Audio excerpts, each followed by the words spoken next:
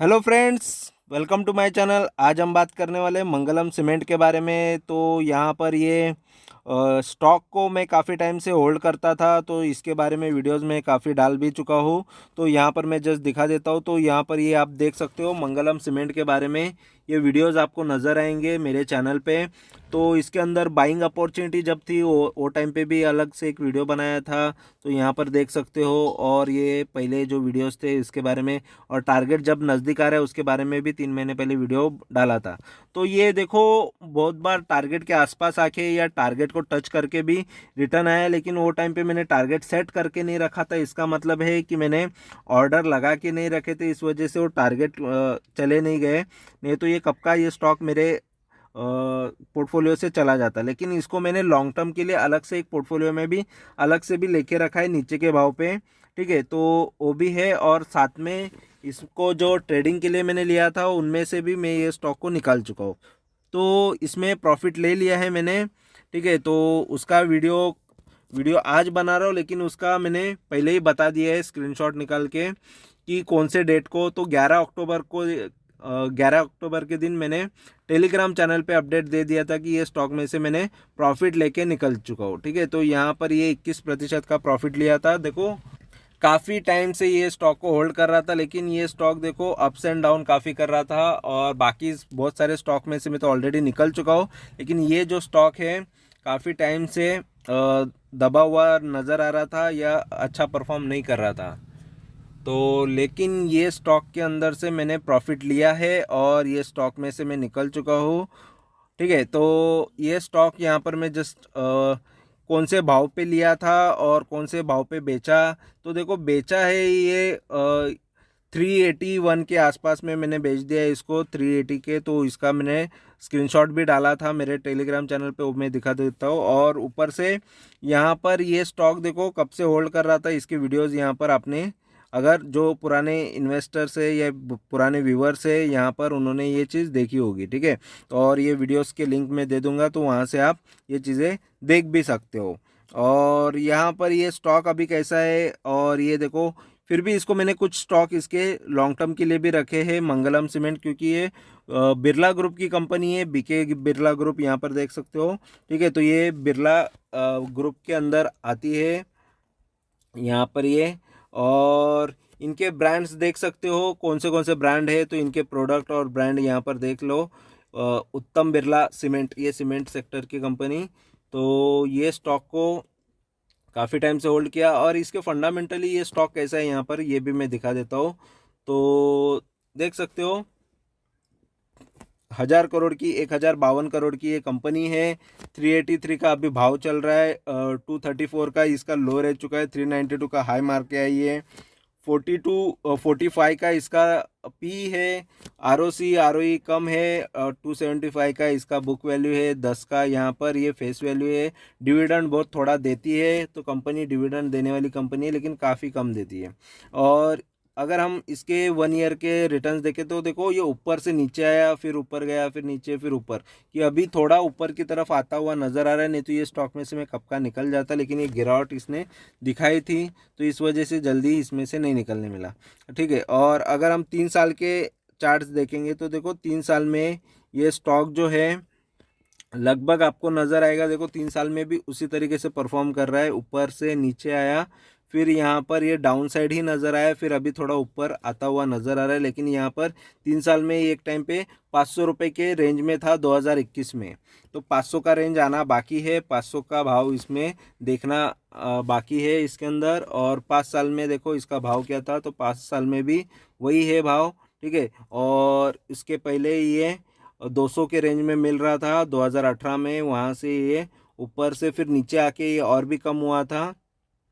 यहाँ पर देख सकते हो ये 144 के रेंज में भी आया था 2020 में, जब कोविड टाइम आया था। तो वहाँ से इसने 500 का भाव यहाँ पर दिखा दिया था, यानी लगभग 3-4 गुना ये पैसा इसने बना दिया था। तो वहाँ से ये करेक्ट होके फिर से नीचे की तरफ हमको देखने मिल रहा है।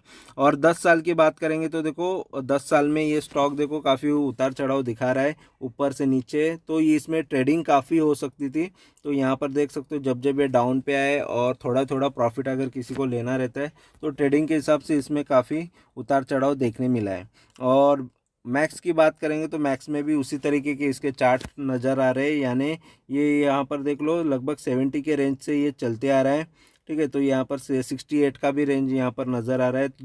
तो काफ़ी टाइम से ये देखो अप डाउन ही कर रहा है।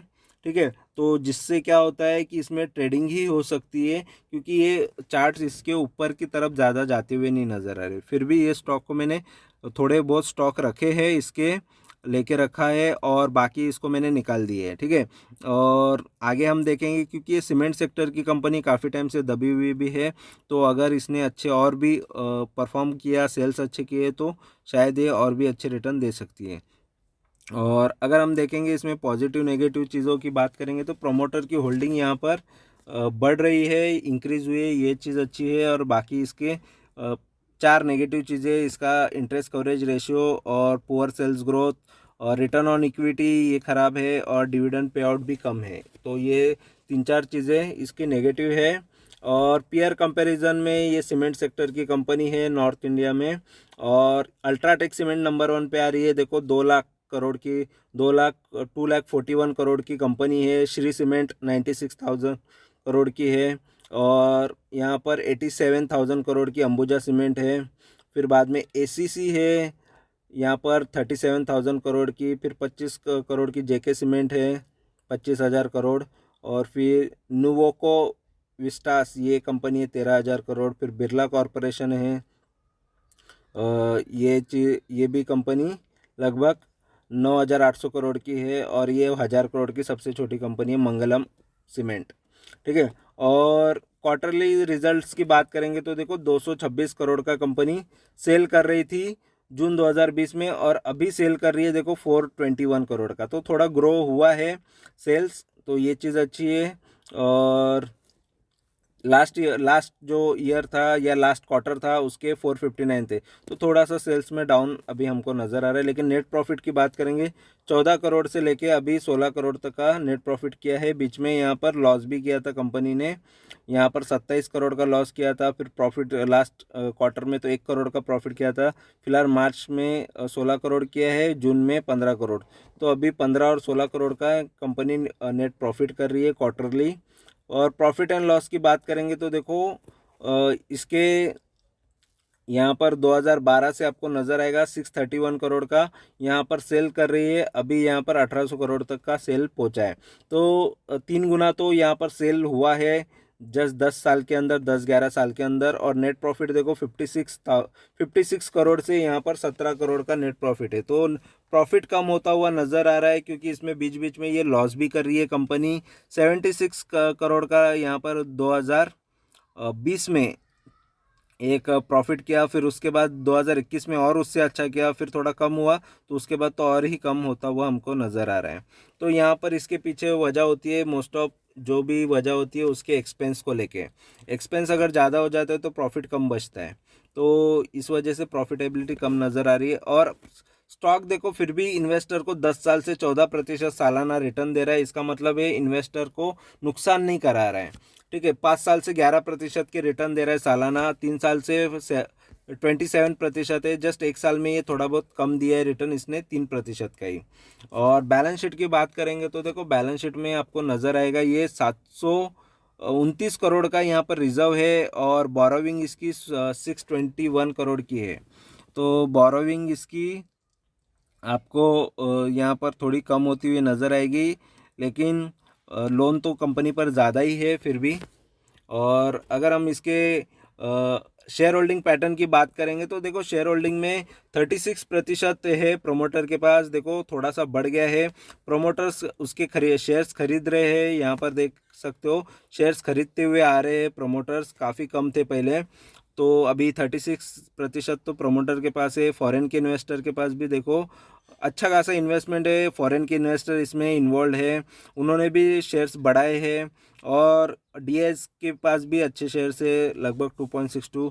पब्लिक के पास भी काफ़ी शेयर्स है। तो फिलहाल ये स्टॉक अच्छा लग रहा है, इस वजह से सभी के पास ये स्टॉक है। ठीक है, तो इसको मैंने भी खरीद के रखा है, अभी भी रखा है, और बाकी कुछ ज़्यादा मेजॉरिटी स्टॉक तो बेच दिए, तो थोड़े बहुत इसके स्टॉक रखे हैं लॉन्ग टर्म के लिए। आगे हम देखेंगे और भी नीचे के भाव पे फिर से मिलेगा तो फिर से इसमें री एंट्री या फिर री इन्वेस्ट और एक्स्ट्रा हो जाएगा। तो जिससे और भी क्वांटिटीज़ इसमें ऐड हो सकती है, लेकिन फ़िलहाल तो अभी अच्छे प्रॉफिट में ही हूँ दूसरी जगह से भी, ठीक है। तो फ़िलहाल ये स्टॉक को थोड़ा लॉन्ग के लिए भी कर रहा हूँ, लेकिन इसमें कुछ प्रॉफिट मैंने बुक कर लिया है जिसमें से निकल गया हूँ। जस्ट 21% का प्रॉफिट मैंने लेके उसमें से निकला हूँ, ठीक है। और उसका अपडेट मैंने टेलीग्राम चैनल पे पहले ही दे दिया था, और ये वीडियो भी आपके लिए हो गया, ये मेरे रिकॉर्ड के लिए भी है। आप आगे इसमें और भी कुछ भी अपडेट आएगा तो मैं देते रहूँगा। तो वीडियो अच्छा लगा है, इन्फॉर्मेशन अच्छी लगी है तो ज़रूर चैनल को सब्सक्राइब करो, लाइक करो, कमेंट करो, दोस्तों के साथ शेयर करो। Thank you very much for watching my video. Thank you, bye bye.